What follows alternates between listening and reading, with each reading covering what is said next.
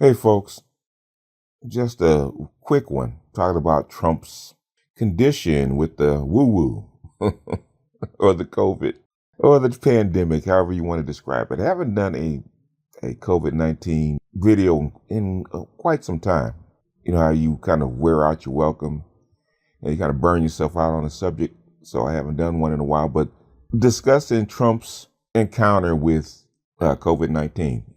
As with like most people, when it first happened, I didn't believe it. Like it was too convenient. 2 days after the debate, and he comes down with COVID, it didn't quite ring true to me. It's like, okay, this is a ploy. This is a tactic, subterfuge, right? There must be something to it because it's too convenient 2 days after the debate. Now you're ducking off the campaign trail, which is quite unlike Trump. I mean, Trump is a grandstander. Trump is not sneaky and subtle, much like a Clinton would be. Okay. So I thought it was really unusual. Something must really be up if he would take the step to actually throw a U-turn on people by saying he's got COVID and he can't debate, he can't campaign, which is unlike him because Trump loves debating. He loves fighting. He loves word fighting. He loves to be in the spotlight. So initially, I thought something was up and something was direly wrong because he did get on a helicopter and go to Walter Reed. So my contacts from Code Breakers said that from what they're hearing in HQ or headquarters is that Trump didn't want to publicly get on that helicopter and go to Walter Reed. And Secret Service had to make him get on the helicopter. They had forced him to go to the hospital. All this is hearsay. This is not on the record. But a lot of things point to him probably having it. Like the doctors probably wouldn't lie about his treatment. Like the experimental treatment, him being on oxygen, all that kind of stuff is too particular. You know, I heard from a couple of people, a couple of my experts, that the stuff they were trying was experimental and had to be carefully monitored. So that those two things led me to believe that there might be legs to the story. This might be more accurate than we thought. And then what we know about COVID-19 means that he probably caught it earlier. I think the debate was on the third or fourth, and he comes up with symptoms. With visible symptoms. I said normally it takes like a week or so before the symptoms actually show up. So that means he tested positive earlier, had to test positive earlier because Trump is tested daily for COVID-19. I do mean daily for COVID-19. And during the debates, they refused to have the pretest because everybody's supposed to be tested before they were allowed into the debates. And Trump's team refused to get tested, which is highly unusual for a presidential debate, especially in this environment. So that was the number three thing. That one, it takes fourth thing really. One, it takes longer to actually exhibit symptoms after a positive test. Two, before the debate, they refused to get tested.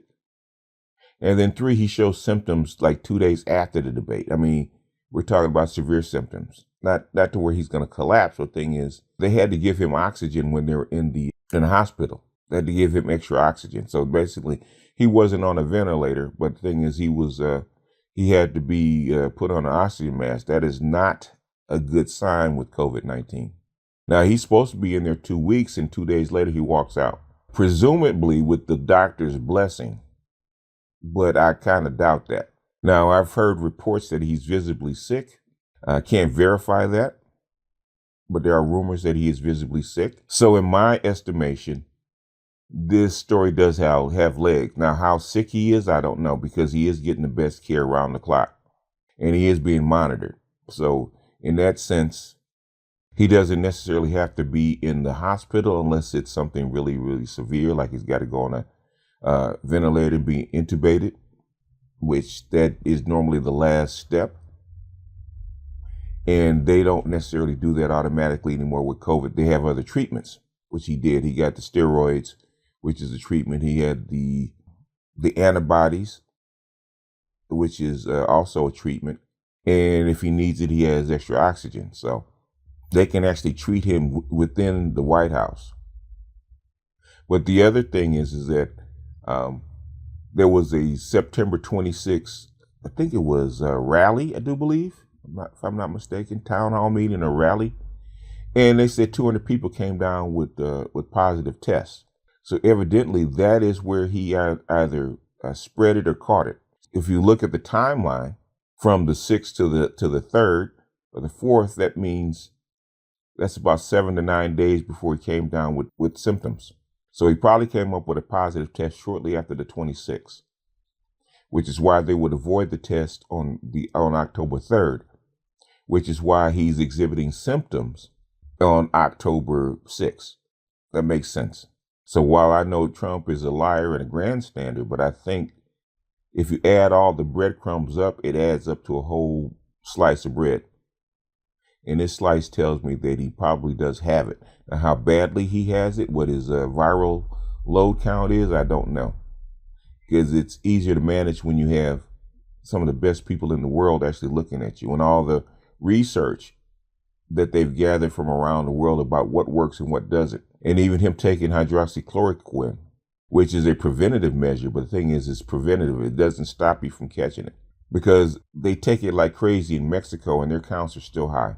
So his treatments that he's been taking has probably stopped him from getting it more severely.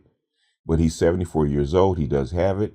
And he is very high risk for dying with this stuff. Look at a few other very notable older people that have died that were around Trump that got it and passed away. So Trump bears watching. The stress of the campaign, him having it, and the taxing on his immune system that he's going to have to go through. So, like the doctor said, he's not out of the woods. The next 48 hours will tell the tale, and we'll have to see.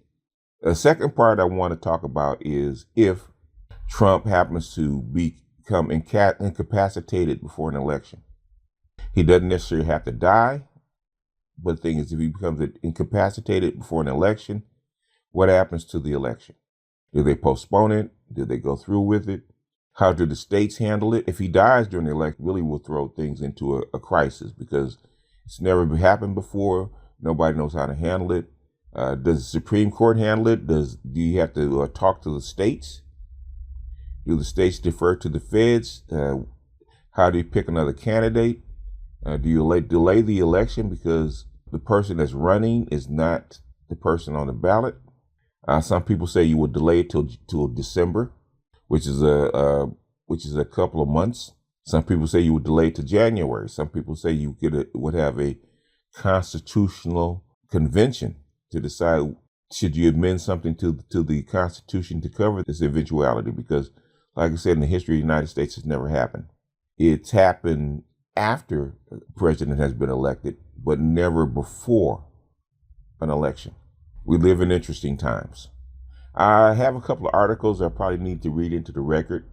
Probably need to do some more COVID stuff. I may do some COVID stuff this week, because it's gonna get really, not gonna say not detailed, but really interesting, really confusing. A lot of people say, why do you wish Trump to have good health when he hasn't done anything for black people? And I'm a political agnostic. I really don't care one way or the other about Trump or Biden or any other person that actually sits in that office. They are a cog in the wheel, a big cog to be sure, but still a cog.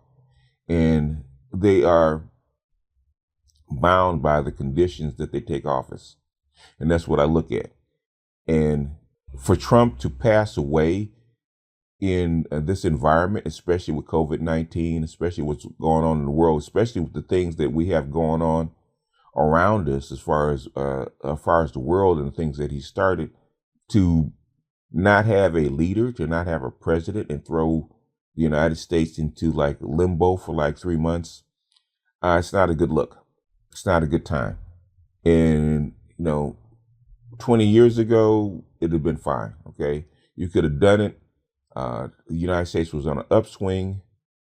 The president could have passed away, and it take 2-3 months to decide what you're going to do to pick another leader, because everything is pretty stable. It wouldn't have been a big deal. It'd been interesting, but it wouldn't have been a big deal. Now it's a big deal. You got 60 million people out of work. You got people on the verge of being thrown out on the street. You got a pandemic that needs to be managed, not just here, but abroad. You got shifting alliances in the world that we've never seen before. And this is a bad time for the United States to take five. So I don't pray for Trump, I pray for the country. I pray for a smooth transition of power, whether it's Trump or Biden. And we hope the horse makes it to the finish line before falling over dead. Okay. I don't want to wish death on anybody, Trump included, because that's a bad way to go. So whether he becomes president or not president, I wish him good health. I wish him a speedy recovery. And I hope that the United States will find its way through this dark hour that we're getting ready to enter into. But with that, I'm going to jump off here. This is BGS out. I'll see you guys on the next one. Peace.